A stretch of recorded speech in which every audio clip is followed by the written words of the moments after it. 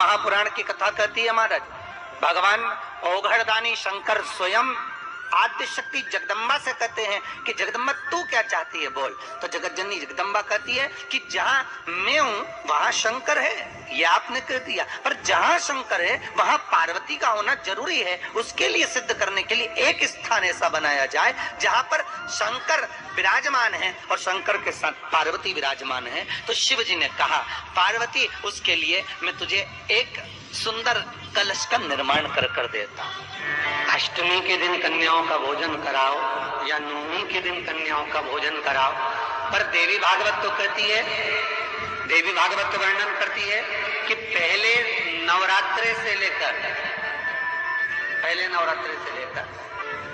नवमी तिथि तक जितने दिन देवी के होते हैं, प्रत्येक दिन में आप किसी भी दिन कन्याओं का भोजन करा सकते हो, पहली रात्रि से लेकर, पहला दिन से लेकर। पर 9वें दिन तो सवेरे पूजन करके यज्ञ करके अनुष्ठान करके देवी को विसर्जन कर दिया। फिर नवरात्रि पूर्ण कैसे हुई?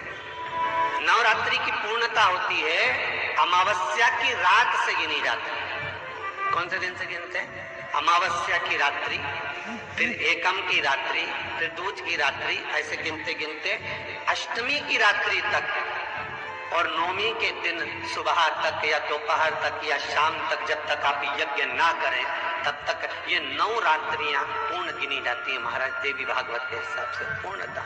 अब हमने कन्या भोजन का जो क्रम बनाया, अष्टमी के दिन करा देंगे, नवमी के दिन करा देंगे, इस तिथि को करा देंगे, पर भाव देखिए, शास्त्र कहता है भूखे को भोजन जब कराइए जब उसको भूख लगी हो। और कितनी महत्वता कलश की महाराज। जिनके घर में ज्यादा रोग हो, बीमारी हो, ज्यादा तकलीफें आ रही हो, कष्ट बढ़ रहा हो, बीमारियां बढ़ रही हो, या भय लग रहा हो, डर लग रहा हो, हृदय चित्त में कहीं ना कहीं आपको भय का भान हो रहा हो, तो एक लोटा पानी एक कलश में जल भर कर रख लीजिए और रात भर उसको रखे रहने दो। नवरात्र चल रहा है, उस कलश को रात भर रखकर सुबह सुबह उस कलश में एक बेलपत्र डालकर उस जल को नीम के पेड़ के नीचे, जहां नवरात्रि में नीम के पेड़ के नीचे सारी विद्याएं, आद्य शक्तियां, सारी देवी उस नीम के पेड़ के नीचे विराजमान रहती हैं। उस कलश में एक बेलपत्र डालकर रात भर रखकर उस जल को पूरे घर में घुमाकर उस नीम के पेड़ के नीचे समर्पित कर दीजिए महाराज।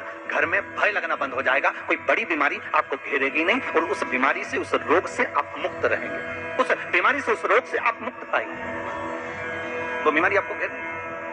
और नवरात्रि में भी देवी की आराधना का एक स्मरण का सुख है महाराज। ज्योत का विधान है, नवरात्रि में देवी की ज्योत लगती है, अखंड ज्योति लगती है, जवारे बुआए जाते हैं, कलश लगता है, ज्योत का भी विधान है।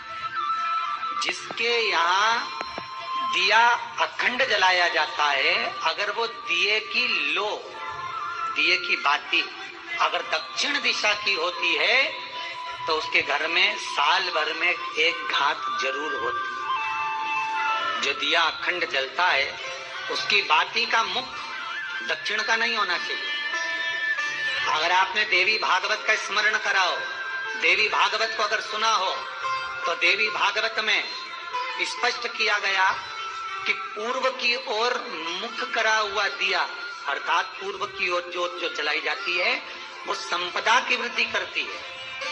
पश्चिम की ओर मुख कर कर जो ज्योत लगाई जाती है महाराज वो वैभव को देती है। और उत्तर की ओर जो मुख कर कर ज्योत जलाई जाती है, उत्तर की ओर जो ज्योत का मुख रहता है वो आयु की वृद्धि करती है, घर में अकाल मौत को रोकती है। दक्षिण की ओर ज्योत ना लगाएं।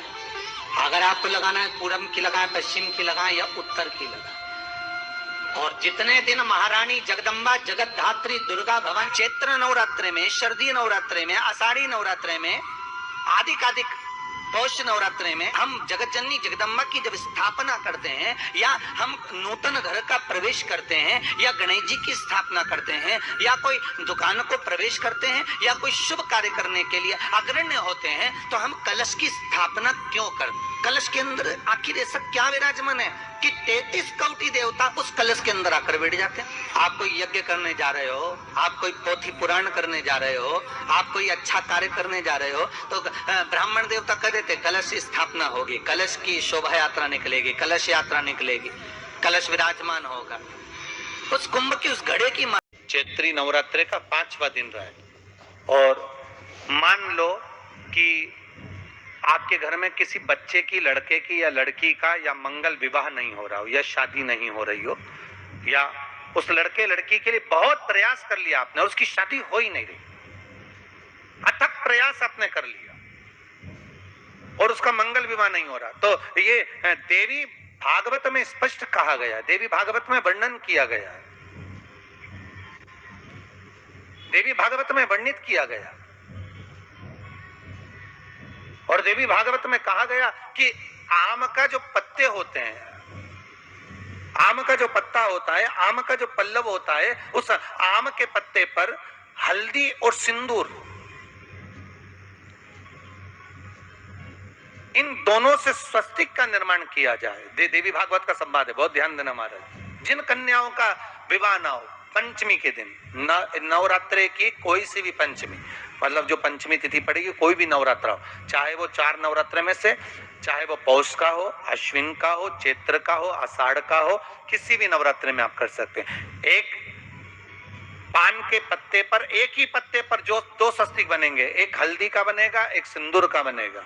बस अंतर इतना है, जो हल्दी का स्वस्तिक है उस पर कंकु के चावल अर्थात रौली के चावल, रोली कुंकू के चावल रखना है, और जो सिंदूर का है उस पे हल्दी के चावल रखना। इतना रखकर जिस लड़का लड़की का विवाह नहीं होता उसकी हथेली पर रखकर उसका नाम और गोत्र बोलकर महाराज उसको ले जाकर नीम के पेड़ के नीचे उसको रख दिया जाता है। मात्र 3.5 या 4 महीने ऐसे रहते हैं जिसके अंदर उस लड़का लड़की का विवाह पक्का हो जाता है। जिसका विवाह नहीं होता केवल उसी के लिए।